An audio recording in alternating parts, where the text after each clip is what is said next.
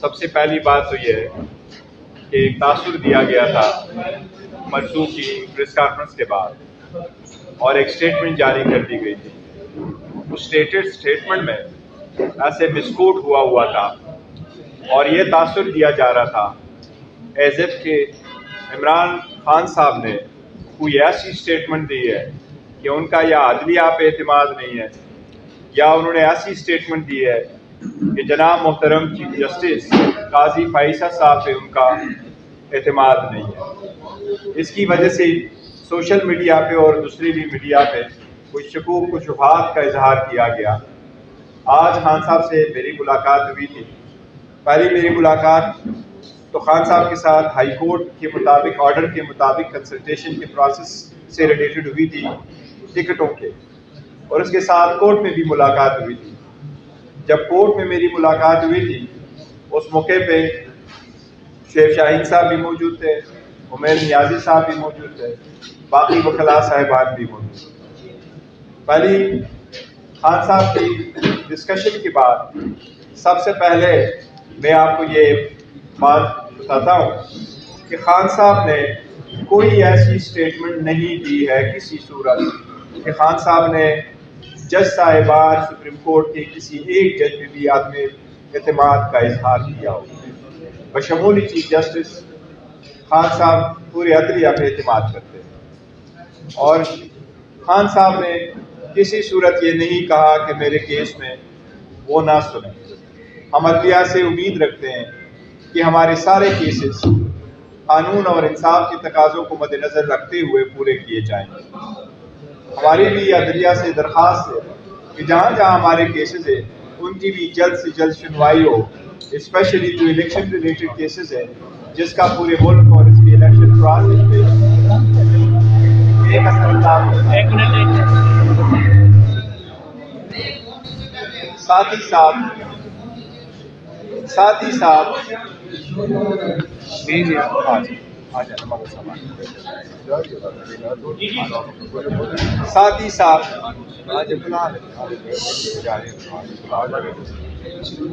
साथ जो एक और बात की जा रही इलेक्शन के सिलसिले में।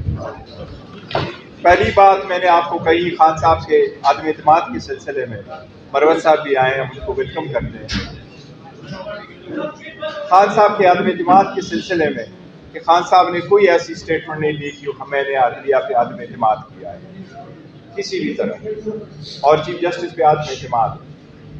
दूसरी जो स्टेटमेंट मैं देना चाह रहा था खान साहब के कंसल्टेशन के बाद, वो ये है कि आज के बाद कोई भी स्टेटमेंट जो खान साहब से मंसूख की जाएगी वो सिर्फ मेरे थ्रू आपके पास आएगी। कोई भी स्टेटमेंट जो मेरे थ्रू आपके पास ना आई हो वो खान साहब की स्टेटमेंट नहीं हो। और इसके साथ साथ खान साहब की तरफ से जो भी स्टेटमेंट होगी वो ज़्यादातर हम आपको अपने मीडिया सेल के ज़रिए से दिया करेंगे। उसके अलावा जो इलेक्शन के सिलसिले में बात की गई है और एक रिजोल्यूशन पास करने की कोशिश की गई, आदो कोरम था या नहीं था, पर रिजोल्यूशन में ये हिजान पैदा की गई, अफहाम आ रहा है कि क्या इलेक्शन 8 फरवरी को होंगे या नहीं। इस रिजोल्यूशन की कोई आईनी कानूनी हैसियत नहीं है। किसी मेंबर की, सेनेटर की अपनी ज़ाती हैसियत में रिजोल्यूशन पास करवाना, इसकी कोई आईनी कानूनी हैसियत नहीं है। सुप्रीम कोर्ट पहले भी कह चुकी है कि इलेक्शन वक्त पे होंगे, 8 फरवरी को होंगे। आज भी हम सुप्रीम कोर्ट से यही इस्तदा करेंगे कि सुप्रीम कोर्ट मेक श्योर करे 8 फरवरी को इलेक्शन हो और हर सूरत इलेक्शन हो, और इलेक्शन फ्री, फेयर और ट्रांसपेरेंट हो। इस free, fair and transparent election में कोई भी रुकावट आए, ये हम सुप्रीम कोर्ट से इस्तदा करेंगे कि सुप्रीम कोर्ट उसको ख़त्म कर दे और लेवल प्लेइंग फील्ड प्रोवाइड कर दे। अब इसके बाद अगर आपकी कोई क्वेश्चन हो, मैं सिर्फ ये 2 बातों की वजाहत चाह रहा था, अगर कोई क्वेश्चन हो तो मैं वो ले लूँ। एक second, one by one please. हम ऑलरेडी तरीके से क्वेश्चन सबके लिए, किसी को बगैर जवाब के नहीं आने देंगे। जी प्लीज। मेरा ये सवाल है कि पीटीआई के हवाले से इससे कबल आप मशवरे के लिए टिकटों की तकसीम पर आप आपके पास गए, मल्ले के निशान पर आप ये कहते रहे कि हमारे साथ ऐसा रवैया इख्तियार किया जा रहा है कि अदालतें के फिर दीगर जगहों पे हमें पीछे धकेला जा रहा है। इससे कबल नवाज शरीफ एक अहम हुए थे, उस दौरान सीनेट के हुआ जो रहनुमा के उन्होंने जारी की थी उनको आज़ाद करके रियासत में या रियासती इदारों में सब खेल खेला था। आपको नहीं लगता कि आपने लीगल पॉइंट से इजाजत दी और बाद में तस्वीर में आपके खिलाफ नहीं हेलो, देखिए जहाँ तक आपके पहले सवाल का ताल्लुक है तो ये देखो, हमने कभी भी नहीं कहा कि अदलिया से पीटीआई खेला जा रहा है। हमने हमेशा से कहा है कि अदलिया पे इत्मीनाद है, अदलिया से हम रिक्वेस्ट करते हैं, दरख्वास्त करते हैं कि इन मामला को देखो, ये एक पार्टी का ज़ाती हैसियत का नहीं है। देखो, एक आईनी कानूनी मसला है। मैंने कल भी आपको फैक्ट्स एंड फिक्र दिए थे कि 12 करोड़ अवाम में से, अगर 12 करोड़ वोटर में से अगर आप हमारी जो आप लोगों की दिए हुए सर्वे के मुताबिक अगर देखें तो 10 करोड़ अवाम को आप डिसएनफ्रेंचाइज करेंगे। 10 करोड़ जो हम समझते हैं उन वोटर्स में से हमारे 10 करोड़ वोटर्स होंगे, उनको वो कंफ्यूज होंगे।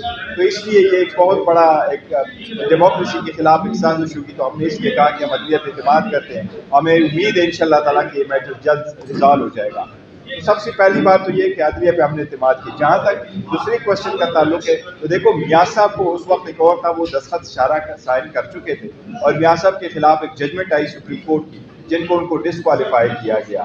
जिस वक्त वो हुए थे तो सुप्रीम कोर्ट ने ये हो किया था कि आपके कैंडिडेट से इंडिपेंडेंट होंगे।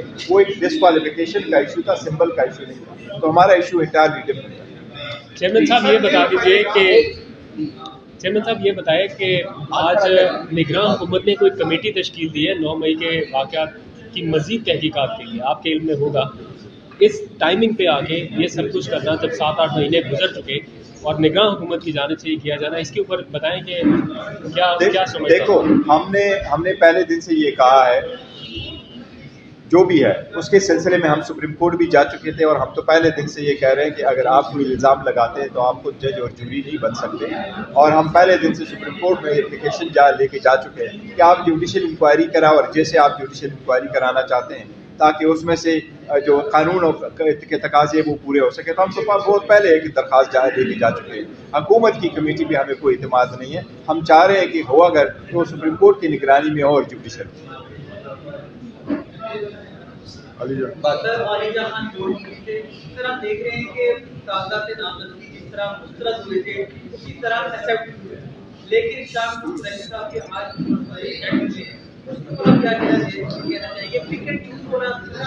नहीं, देखो पिक चूज वाली बात नहीं है। मैंने ज़ाती तौर पर नहीं देखा कि उसमें क्या कोई सुकम था, लेकिन अदरवाइज जितनी भी नॉमिनेशन फॉर्म रिजेक्ट हो गए थे वो ऑलमोस्ट एक डिटो कॉपी थी, उसी तरीके से सारे आर्डर लिखे गए थे। आपने देखा होगा इवन जो इस्लामाबाद के 3 हल्के हैं, जज साहब ने खुद भी बड़ी हैरत का इजहार कर दिया था कि 3 मुख्तलिफ हल्के हैं और 3 मुख्तलिफ आरोज है जो इन हल्कों के, लेकिन उनके जो रिजेक्शन के ऑर्डर थे वो ऑलमोस्ट डिटो सिंपल सेम थी। तो इसलिए ये एक है, लेकिन जितने तेज़ी से उन्होंने रिजेक्ट कर दी टेक्निकल बुनियादों पर, अल्हम्दुलिल्लाह दिया ने उनको रिस्टोर किया और रिस्टोर भी हो गए सारे। नहीं, कोई प्रेस कॉन्फ्रेंस के बाद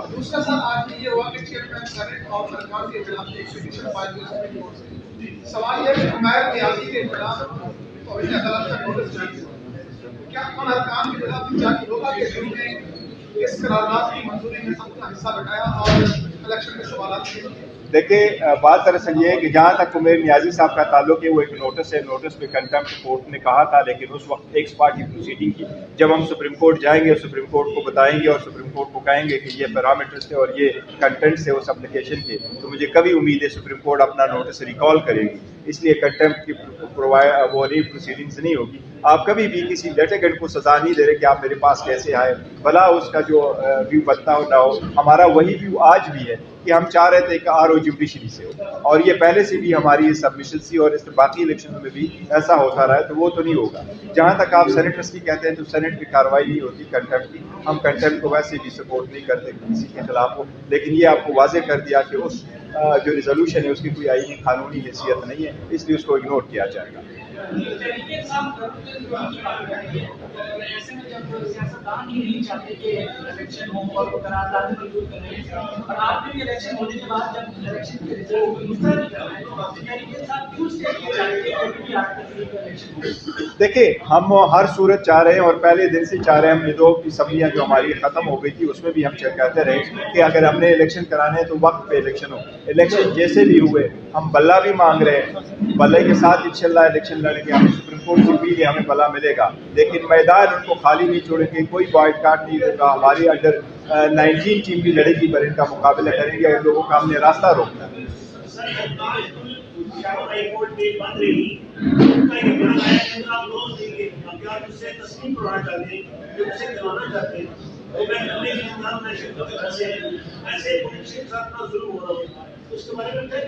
देखिए, मैं जो chief justice Peshawar high court है उनके जो इक़दाम है और रात के देर अंधेरी में वो चले गए और इस्लामाबाद से अपने सारे काम छोड़ करके चले गए, मैं उसको बड़ा दाद देता हूँ। उन्होंने बहुत अच्छा कर लिया है और रिलीफ फ़ौरन देनी चाहिए। बाकी जो उनकी स्टेटमेंट है, ये पहली स्टेटमेंट नहीं है, बड़े सारे लोग इन्होंने ऐसी स्टेटमेंट दी है। अगर आप लोगों को मजबूर करते हैं और गैर मर्जी के खिलाफ, यही तो रीज़न है कि हम कह रहे हैं कि हमारी साथ सिरों में ज़्यादतियाँ हो रही हैं।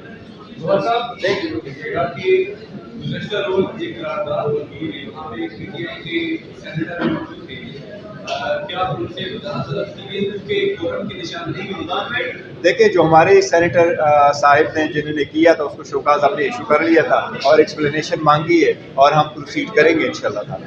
एक्सप्लेनेशन मांगे।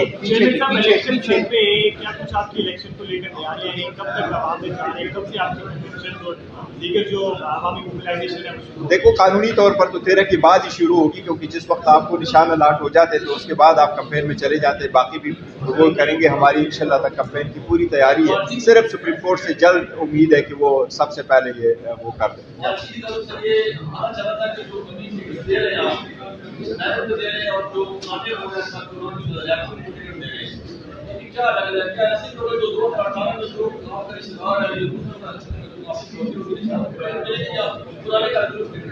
नहीं, देखो, जहाँ तक हमारे रिश्तेदारियों पे हम कोई नहीं देते। खान साहब ने भी स्टेटमेंट का जो कि इंस्ट्रक्शंस है उनके मुताबिक हम चल रहे हैं। सारे नज़रियाती लोगों को ही इलेक्शन जो टिकट्स है वही मिलते हैं और इसी मरतबा उन नज़रियाती लोगों को जो है ना वो टिकट मिलेंगे इंशाल्लाह ताला। 2 दिन में आपके सामने सारे नाम आ जाएंगे। अच्छा चेयरमैन साहब, बताइएगा पीटीआई की कैंपेन के हवाले से सिवाय शेर अब्दुल महमद के अलावा मशहूर आपके हम नहीं देखते कि हिंदी पीटीआई का कोई भी जज्बात जो है वो कोई जो है वो हिमाचल से जुलूस रेली कन्वेंशन नहीं कर। देखो, जहाँ तक चीफ जरेबी का कन्वेंशन का ताल्लुक है, पहले हमने सिर्फ कन्वेंशन कर लिए थे और वो इलेक्शन कैंपेन सच नहीं शुरू हुआ था, क्योंकि जो कन्वेंशन हम करते जा रहे थे उस वक्त इवन शेड्यूल भी अनाउंस नहीं हुआ था। अगर शेड्यूल अनाउंस भी हो जाए तो फिर आपका प्रोसेस चलता रहा है, वो भी होगा। अभी इंशाल्लाह ताला पूरे मुल्क में करेंगे, जलसे भी करेंगे, कन्वेंशन भी करेंगे, हमारे लोग रैलीज भी निकालेंगे और इसी के लिए हमने सुप्रीम कोर्ट में भी इलेक्शन कमीशन की दरखास्त दी।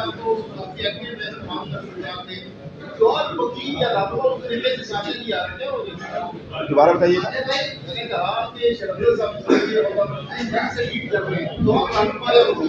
देखो, हमने ड्यूटियाँ साइन की और सारे अपने अपने काम कर रहे हैं और सारे फ्रंट से ही सारे लीड कर रहे हैं। मुख्तलिफ ड्यूटी है, उसने बड़ा ज़बरदस्त काम किया, जान जल से जुलूस किए हैं, लोगों को वाइब्रेंट किया है, लोगों को किया हुआ है, कन्वेंशन की है, पार्टी में जान डाला है। तो this is you have to appreciate. बिल्कुल कहा है और स्पेसिफिकली खान साहब ने उसकी ड्यूटी लगाई थी कि आप वहाँ जाएँ और मुख्तलिफ जगहों पे गए थे और पार्टी ने पूरी सपोर्ट करके वहाँ अरेंजमेंट कराते रहे। तो पार्टी ने जिस वकील को भी ड्यूटी दी है उस वकील ने किया और स्पेसिफिकली मैं आपको बताऊँ ILF की जितनी कुर्बानी है और उन्होंने जितना हार्ड वर्क इस हल्का में किया है वो बड़ा कमेंटेबल। के बाद ये बात तो पता चल गई है कि मुल्क की 3 बड़ी पार्टीज हैं वो इलेक्शन इंतज़ाम के हक़ में बिल्कुल नहीं है। अगर अब भी इलेक्शन मुलतवी हो जाते हैं तो इसका जिम्मेदार आप किसको ठहराएंगे? देखो, इंशाल्लाह पहले तो उम्मीद रखो, इंशाल्लाह ताला नहीं होंगे, इलेक्शन मुलतवी नहीं होंगे, पहली बात। शेर अब्दुल महमद साहब अभी भी स्टेज पर मौजूद हैं। पिछली प्रेस कॉन्फ्रेंस के बाद बहुत बड़ा इबहम पैदा हुआ था, पार्टी के अंदर भी वर्कर्स भी सारे के सारे तकसीम हुए, सोशल मीडिया भी बहुत ज़्यादा तनकीद भी कौन सही है और कौन गलत। इतने अहम तरीन और काफी लोगों के होते हुए ये इबहम क्यों पैदा हुआ? और क्या मैं आपको ये बताऊं, शेर अब्दुल महमद साहब वजाहत बेहतर होता वो आपके साथ बैठ के वजाहत दे देते जरा टीवी की स्क्रीन पे। जवाब सुनो। उन्होंने स्टेटमेंट दी है, वो जैसे भी आया स्टेटमेंट आया। मैंने आज आपको कहा खान साहब ने कोई स्टेटमेंट नहीं दी है जिसमें खान साहब ने ये कहा हो कि मेरे चीफ जस्टिस पे कोई आदमी एतमाद है। better isn't this is where it is. मरमत साहब को साथ बिठा के ये वाली आज भी आप बहस ना करें, जवाब सुने, सवाल करें और जवाब दें।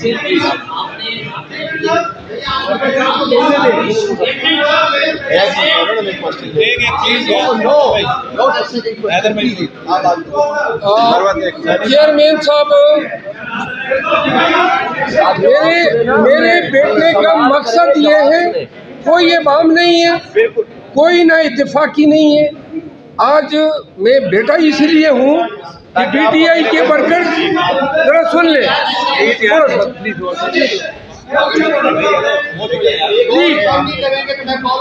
पीटीआई के वर्कर्स ये चीज से नशीन कर गए कि हमारी पार्टी के मौजूदा हेड चेयरमैन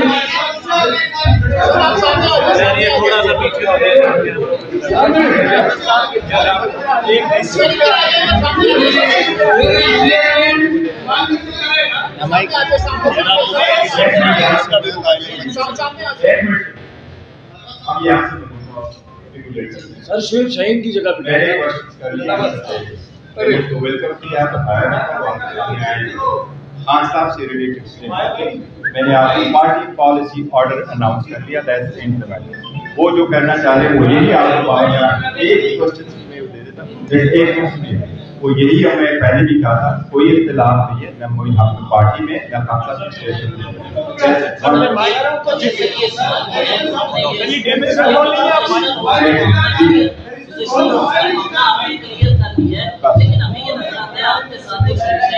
सर मैं एक मिनट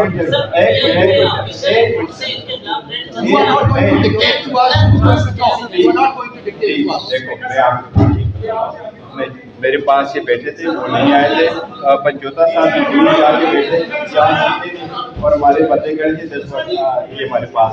अगर पीछे स्पेस होती तो मैं सबको कहता कि पीछे करो। लास्ट टाइम भी आपने देखा आपने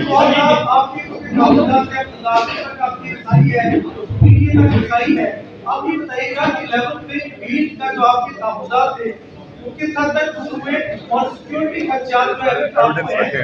देखो लेवल प्लेइंग फील्ड हमारे तहफुज़ात अभी भी है और इसमें हमने जो कल मंडे वाले दिन केस लगा हुआ उसमें आज हमने CMA भी फाइल की है, इसमें पूरा डिटेल हमने डॉक्यूमेंट भी किया सुप्रीम कोर्ट